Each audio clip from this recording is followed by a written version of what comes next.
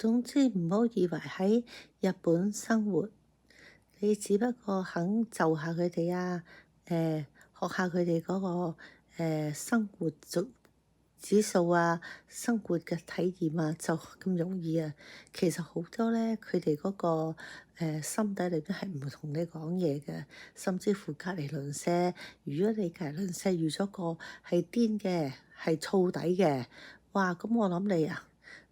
唔搬都搞唔掂啊！但係個屋咧，你又要買咗咯，供緊幾十年喎要，所以咧真係小心要去諗清楚，同日本人結婚啦，點樣相處啦，同唔同奶奶相處啦，揀地方住啦，樣都係要諗清楚先好。